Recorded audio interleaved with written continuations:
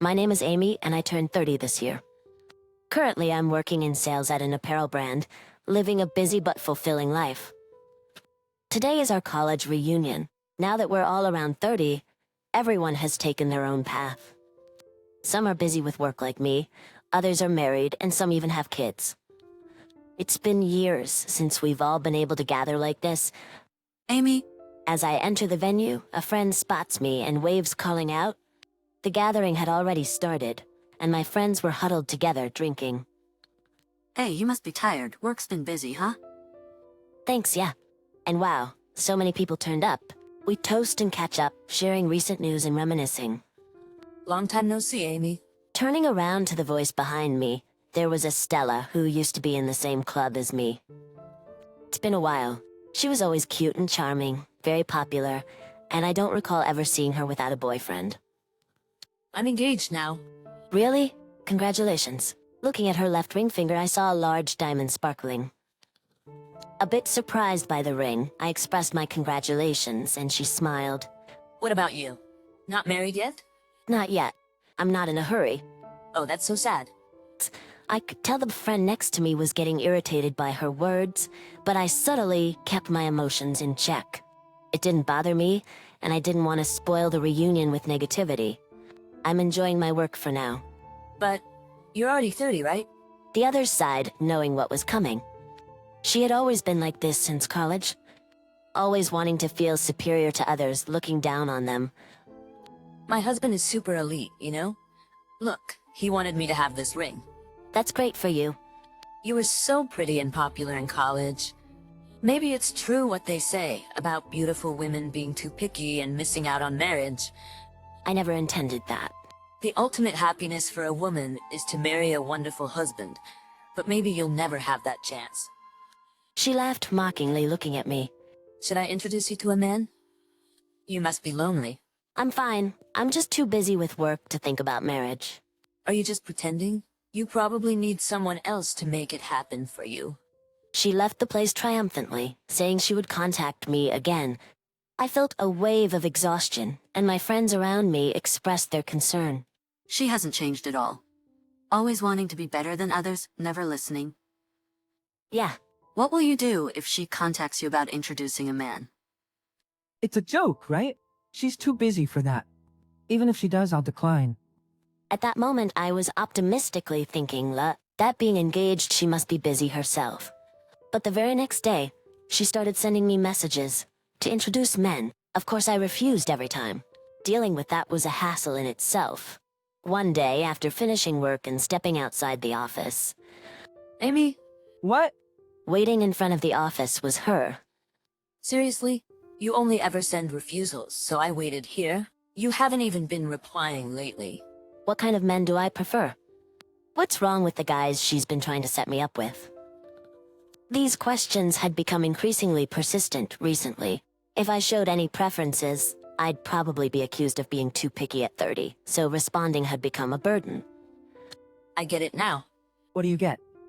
That you haven't realized the joys of marriage and can't be proactive about it. So I'm gonna explain all the great things about marriage to you. With a face that showed no ill intent, she smiled. Being in front of the office, I couldn't just dismiss her coldly or ignore her. I had no choice but to lead her away, so I invited her to a restaurant. We entered the restaurant, but instead of focusing on the meal, she went on and on about the wonders of marriage, how much she's loved, how rich her fiancé is, and even though they're only engaged, she has lots of money to spend freely. How she's a winner, and I, unmarried, am a loser. How pitiful I am, and how she's doing all this for me. She sighed as she said this. See, if you stay the way you are now, you'll never find someone. That's why I'm helping you. No, I don't need it. I want you to be happy too, like me. Her smiling face seemed a bit scary. Despite her continued insistence on the joys of marriage, I firmly declined being set up with men. She seemed unsatisfied, but eventually she seemed to give up on that. Still, she insisted on talking in person. Better than being ambushed in front of the office again, I thought. So I agreed. Amy, Sorry to keep you waiting. then let's go. She pulled my arm and we started walking. I thought we were heading to a restaurant, but no. Where is this? I took care of the arrangements. Let's go. She forcefully led me to a venue for a mixer, a place for men and women to meet. She confidently tried to check us in, so I quickly pulled her arm and stopped her, somehow convincing her to step away from the venue for a moment. I grabbed her shoulder. Hey, this is troubling. I can't do this. She, being engaged, shouldn't be at such a place either. When I stopped her, she frowned. I came reluctantly, just for your sake. I'm only accompanying, so it's fine. Wait, I have a boyfriend. I'm just waiting for my work to settle down before getting married. So you don't need to worry about me. Maybe it was wrong of me to stay silent until now. I never intended to publicize that I had a boyfriend, but because of that, we ended up here. Sorry. Oh, you don't need to pretend so much.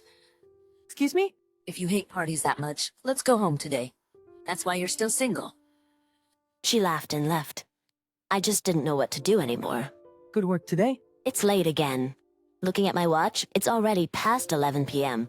Getting off at the nearest station, I hurried home, but heard footsteps behind me. When I slowed down, the footsteps also slowed. When I sped up, they sped up too. Was I being followed? The thought sent chills down my spine and I broke out in a cold sweat. In a panic, I took out my mobile phone and made a call.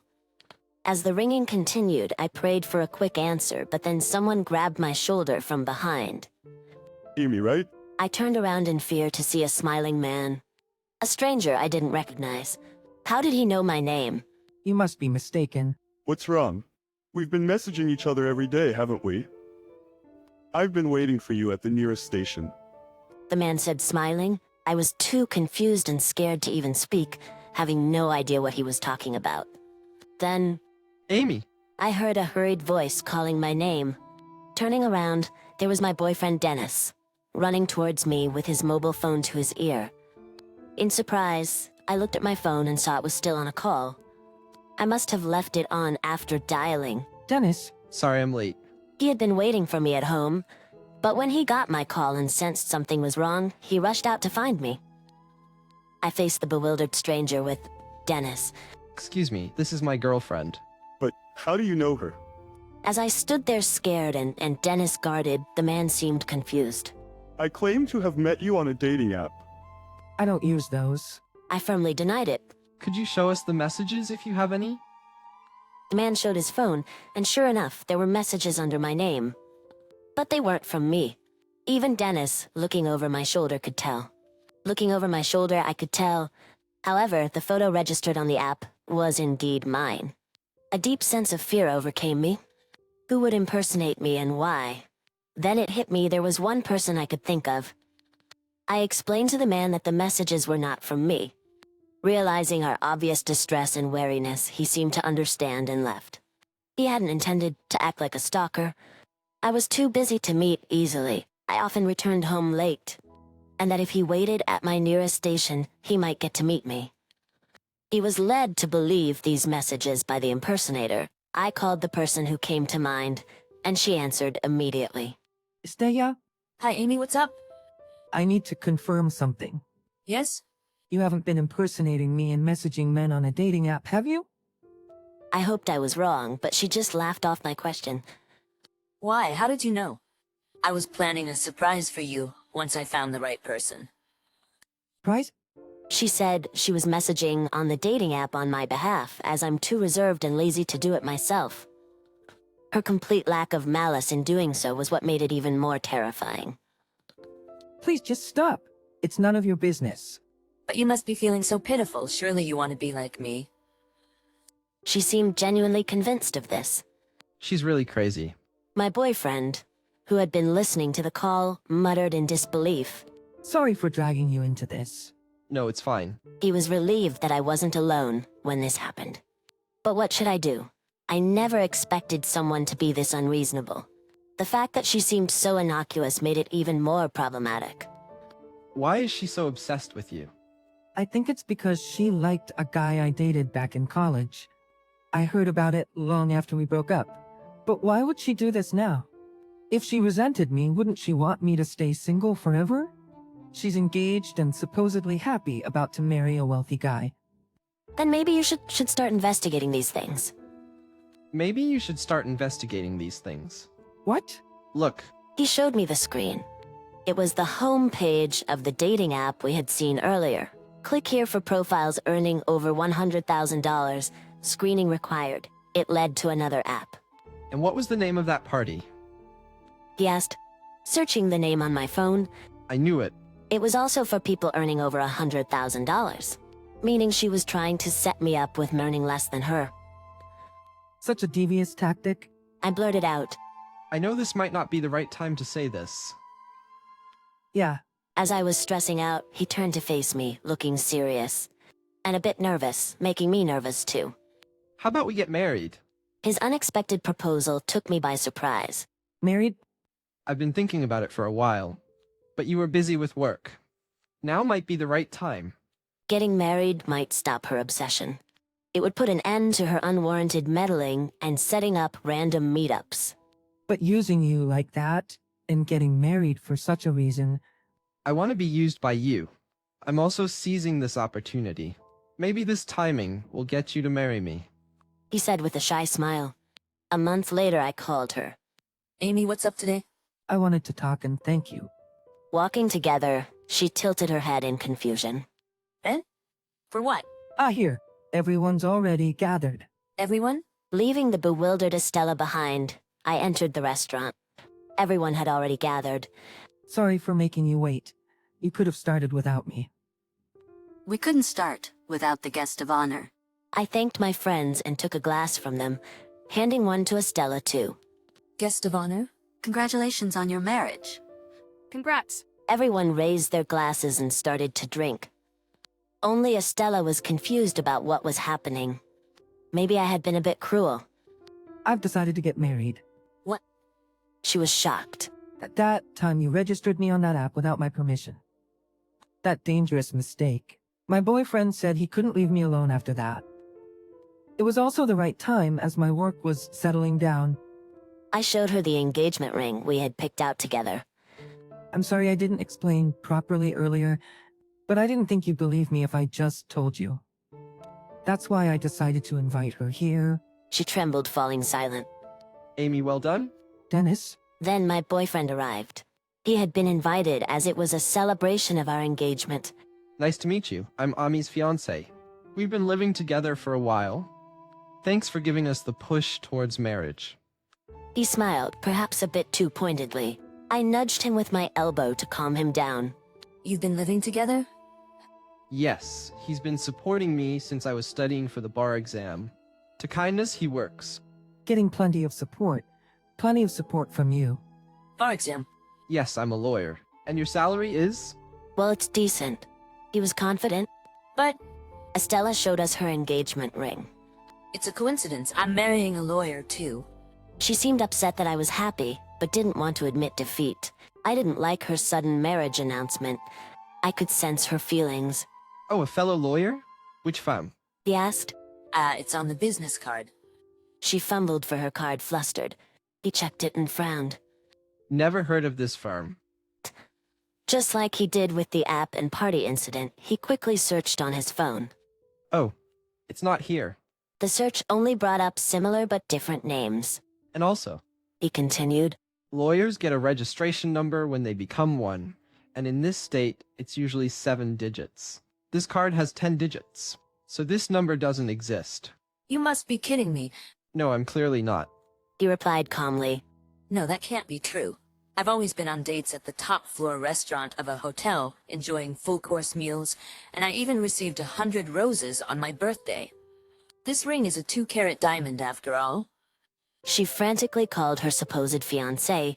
Hey, I'm at a friend's engagement party, and they're saying there's no record of your lawyer number or your law firm. From her mobile phone, a loud, angry voice shouted, "Shut up, woman!" followed by the sound of the call being disconnected. That can't be. She collapsed onto the floor, sitting down without regard for her surroundings. My boyfriend then added his piece. I have something to tell you, right here, right now. I love Amy, her strengths and her weaknesses. I respect her dedication to the things she loves. Although she doesn't want to make a big deal out of this, Impersonating someone and using their photos on an app is a criminal act. If it happens again, we'll take legal action. Just so you know. No, no. Urged by my boyfriend, I turned my back on her. As I walked away, receiving congratulatory words from friends, I glanced back. She remained crumbled on the spot, biting her lips. She left soon after and didn't show up at the gathering again. Later, I heard through the grapevine that when she returned home, she found nothing there. The supposed lawyer had blocked her calls and went silent. Recently passed the bar exam, and have no money for my parents' hospital bills. I want to open my own office near our new home. I need funding for that. Believing these words, she had quickly given him money. Not having enough in savings, she even borrowed from consumer finance companies. As for the large diamond ring she boasted about, it turned out to be a fake when appraised. Something sold in a novelty store for $7. Later, Dennis and I got married. Our life didn't change much since we were already living together, but seeing my wedding ring during work always brings a smile to my face. The realization that I'm married to him fills me with joy. He respects my dedication to my work, and we support each other. What is happiness? For me, it's being married to someone who treasures me.